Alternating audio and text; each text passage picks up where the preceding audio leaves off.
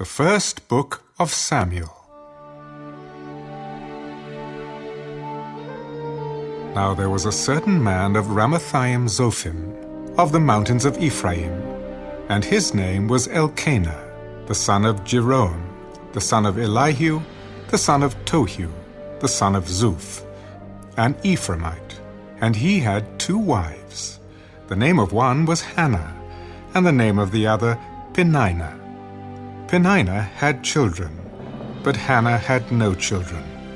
This man went up from his city yearly to worship and sacrifice to the Lord of hosts in Shiloh.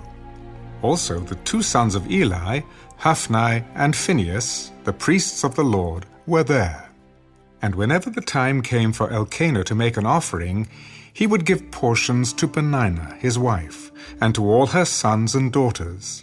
But to Hannah he would give a double portion, for he loved Hannah, although the Lord had closed her womb. And her rival also provoked her severely to make her miserable, because the Lord had closed her womb.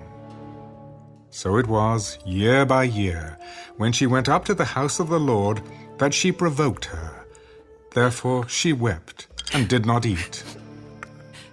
Then Elkanah, her husband, said to her, Hannah, why do you weep?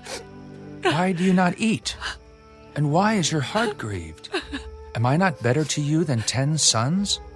So Hannah arose after they had finished eating and drinking in Shiloh.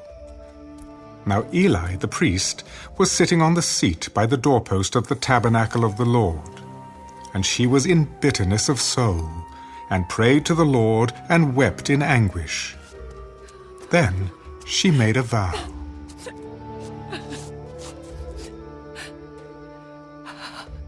O Lord of hosts, if you will indeed look on the affliction of your maidservant, and remember me, and not forget your maidservant, but will give your maidservant a male child, then I will give him to the Lord all the days of his life, and no razor shall come upon his head. And it happened, as she continued praying before the Lord, that Eli watched her mouth. Now Hannah spoke in her heart, only her lips moved, but her voice was not heard. Therefore Eli thought she was drunk. How long will you be drunk? Put your wine away from you. No, my lord. I am a woman of sorrowful spirit. I have drunk neither wine nor intoxicating drink, but have poured out my soul before the Lord.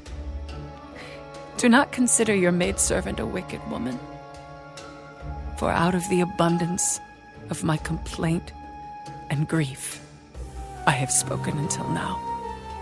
Go in peace. And the God of Israel grant your petition which you have asked of him. Let your maidservant find favor in your sight. So the woman went her way and ate, and her face was no longer sad. Then they rose early in the morning and worshipped before the Lord, and returned and came to their house at Ramah. And Elkanah knew Hannah his wife, and the Lord remembered her.